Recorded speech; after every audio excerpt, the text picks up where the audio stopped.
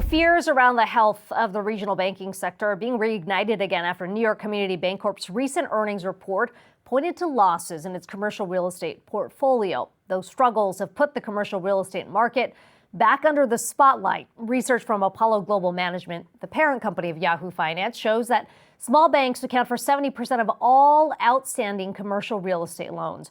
Trouble in the market potentially could mean trouble for more of these smaller lenders. Joining me now is Stijn Van Nieuwerburgh. He's Columbia Business School professor of real estate. Professor, it's good to talk to you today. I want to start specifically on the issue of New York Community Bancorp, because I think investors have been trying to figure out, how much of what we saw reflected in their balance sheet is specific to NYCB. How much of this is about a broader collapse, if you will, that's likely to come? I mean, you've been modeling out some of these scenarios. How do you view this? Well, Akiko, I think that there's a broader commercial real estate issue that we're facing here, right? Most notably in the office market, where vacancy rates have been rising, rents have been falling, and loans have been coming to a head and failing to refinance over the past year. New York Community Bank has a lot more multifamily exposure than office exposure, but even there in the multifamily market, we're seeing weakness. Let's start talking more about the office space, because I know you've kind of been modeling out the impact from remote work. At the end of the day, this is about just the change in the way we work. We don't necessarily go into offices anymore. If you've walked around New York City, you see how empty some of these office spaces are.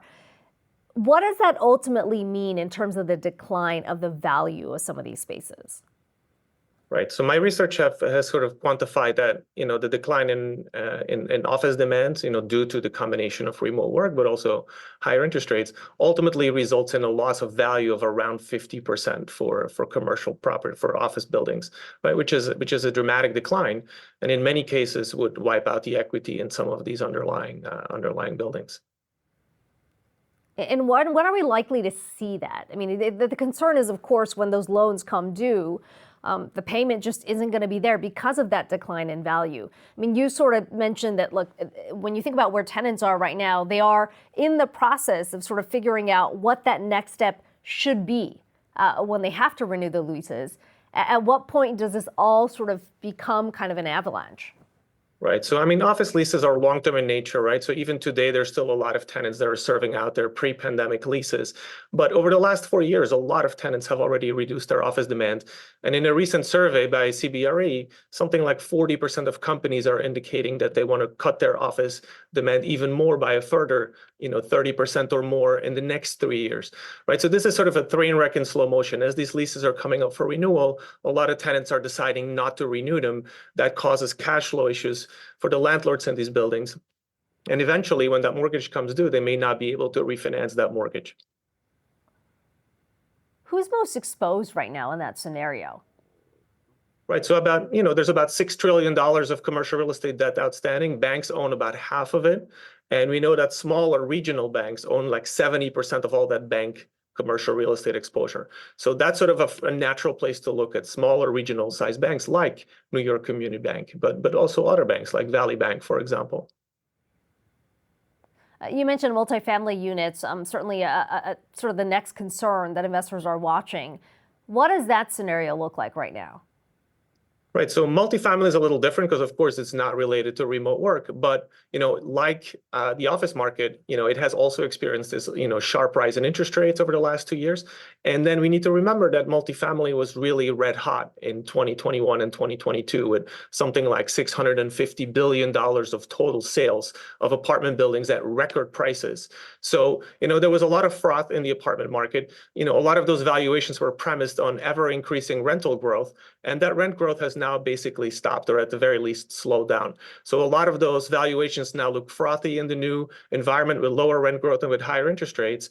And again, when those loans, that finance these properties come up for renewal, many of them will have difficulty refinancing. What does that ultimately mean for the landscape of major cities in the U.S.? Obviously, New York City, a big focus, San Francisco, another one that gets named a lot. The use cases changing, obviously the tenants starting to move out. You're talking about some of these, multifamily units also that changes as well. I mean, what these buildings that are currently standing, what ultimately becomes of them? Look, I mean, I think there's sort of a tale of two stories here, right? So New York City still has a lot of shortage of housing, like many cities do. If apartment rents come down a little bit, that would be good news for renters. The office building landscape is different. We have too much office, and because of those secular changes in remote work, we probably need to convert a good chunk of that office space, right? And that's what the conversation has been about in places like San Francisco and New York, but in many cities, right? We need to repurpose some of that existing office stock into something else, housing being just one example.